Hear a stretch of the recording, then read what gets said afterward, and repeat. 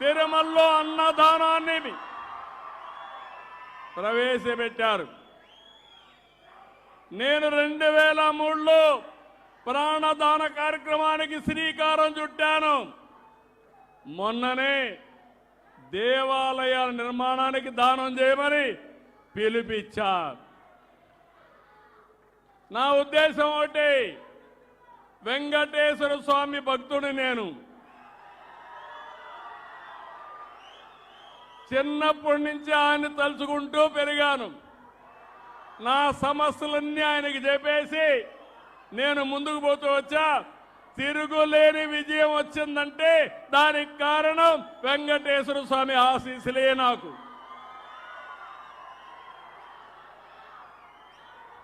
ఈరోజు మీరు ఒక్కసారి చూడండి, రాయలసీమకు నీళ్లు తెచ్చిన పార్టీ తెలుగుదేశం పార్టీ. హంద్రి నీవా, నగరి గాలేరు, తెలుగు గంగ ప్రారంభించింది ఎన్టీ రామారావు గారు. అవునా కాదా అని మిమ్మల్ని అడుగుతున్నా.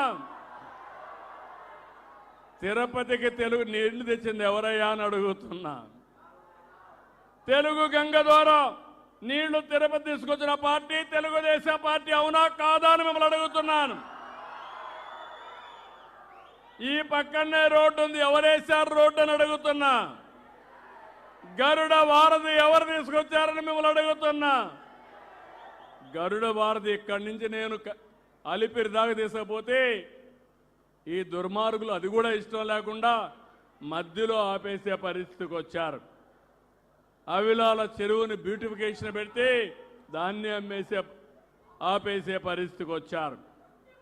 నేను అందుకనే మీకు మొన్నే చూశారు, ఒక సంవత్సరంలో 3,850 కోట్ల రూపాయలు అందరి నీవా మీద పెట్టి 550 కిలోమీటర్ల విస్తరణ చేసి నీళ్లు రిలీజ్ చేశా. చెప్పిన మాట ప్రకారం కుప్పం వరకు నీళ్లు ఇచ్చే బాధ్యత ఈ ప్రభుత్వం తీసుకున్నామని విజ్ఞప్తి చేస్తున్నాం. ఇప్పుడే హామీ ఇస్తున్నాం, మల్లెమడుగు ప్రాజెక్టు రావాలి, బాలాజీ రిజర్వాయర్ రావాలి. వెంకటేశ్వర స్వామి దగ్గరికి హంద్రి నీవా నీళ్లు వస్తాయి. మంగళంపేట దగ్గర నుంచి భీమవరం దగ్గర ఒక చెరువు ఉంది, మూలపేట చెరువు ఒకటి ఉంది. ఆ చెరువుకు నీళ్లు తీసుకొచ్చి కళ్యాణ్ డ్యాముకు తీసుకొచ్చి తిరుపతి వెంకటేశ్వర స్వామి పాద చెంతాలకి తిరుపతికి నీళ్లు అందరి నీవా వస్తుందని మీ అందరికీ విజ్ఞప్తి చేస్తున్నా. ఇంకో పక్క సోమశిల స్వర్ణముఖి లింక్ కెనాల్ తీసుకొచ్చి ఆ నీళ్లు కూడా బాలాజీ రిజర్వాయర్ గలపతా. ఇక్కడి నుంచి అరణ్యార్ ప్రాజెక్టుగా నీళ్లు వెళ్తాయి. మధ్యలో వేణుగోపాల్ సాగర్ వస్తుంది, ఇంకొక రిజర్వాయర్ వస్తుంది. ఇవన్నీ పూర్తి చేసి నేను పుట్టిన ఈ జిల్లాకి ఇవన్నీ సాధించి నా రుణం తీర్చుకుంటానని మరొక్కసారి మీ అందరికీ విజ్ఞప్తి చేస్తున్నా. నేను అభివృద్ధి చేస్తున్నాను, ఇండస్ట్రీ తీసుకొస్తున్నా. తమ్ముళ్ళు 1 ఇయర్ అయింది, 10 లక్షల కోట్ల రూపాయలు విలువైన ప్రాజెక్టులకి ఎంఓయూలు చేశాం. 9 లక్షల మందికి ఉద్యోగాలు వస్తాయి. నేను ఆ రోజు ఒక మాట చెప్పాను, చదువుకున్న పిల్లలకు ఉద్యోగాలు ఇస్తాయని చెప్పాను. మీకు హామీ ఇస్తున్నా, ఆగస్టు 20 లోపల డిఎస్సి పూర్తవుతుంది. అది ఇచ్చే బాధ్యత ఇప్పటికే అయిపోయిందని కూడా మీకు తెలియజేస్తున్నా. ఇది అవుతానే ఇంకొక పక్క చదువుకున్న పిల్లల్ని తల్లిదండ్రులపైన ఆధారపడకుండా మీకు నిరుద్యోగ భృతి కూడా ఇచ్చి మిమ్మల్ని ముందుకు తీసుకుపోయే బాధ్యత నాదని మీ అందరికీ విజ్ఞప్తి చేస్తున్నా. ఉద్యోగాలు కూడా కల్పిస్తా. రైతుకి అన్నదాత సుఖీభవ కేంద్రం ఎప్పుడు ఇస్తే అప్పుడు వాళ్ళ అకౌంట్లో మన వాటా కూడా డబ్బులు వేస్తా. ఇంకో పక్క ఆడబిడ్డలందరికీ శుభవార్త, ఆగస్టు 15 నుంచి ఉచిత ప్రయాణ సౌకర్యం కల్పిస్తానని మీ అందరికీ హామీ ఇస్తున్నా.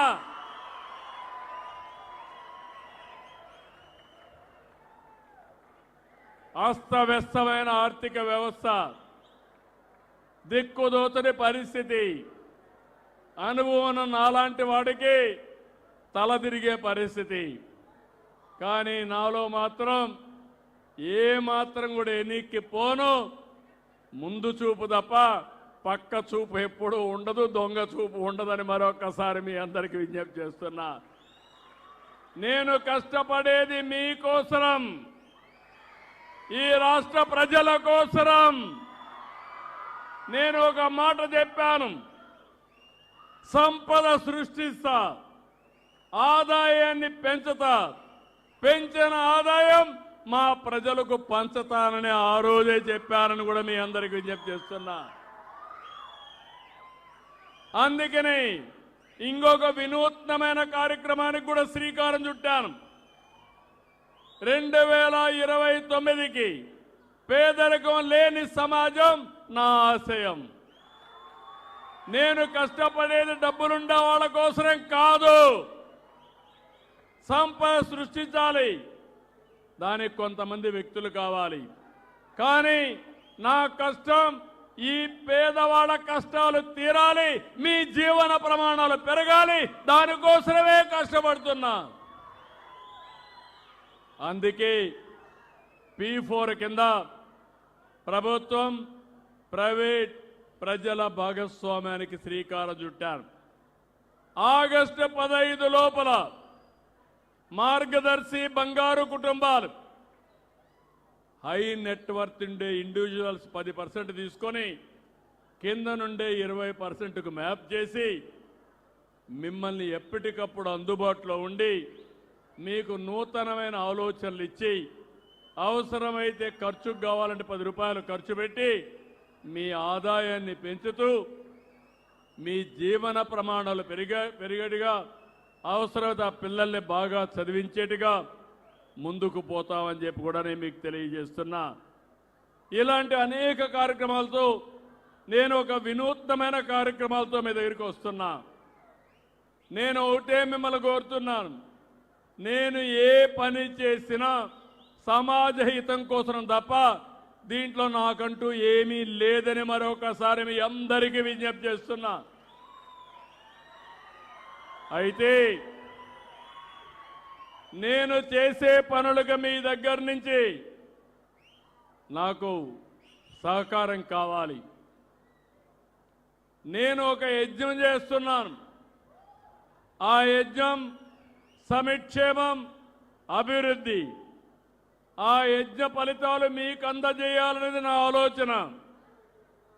అయితే ఈ యజ్ఞాన్ని భగ్నం చేయాలని రాక్షసుల కంటే ఇప్పుడే ఏ విధంగా భూతం కనపడుతుందో ఇలాంటి భూతాలు, దెయ్యాలు, రాక్షసులు మన దగ్గర ఉండే పరిస్థితికి వచ్చారు.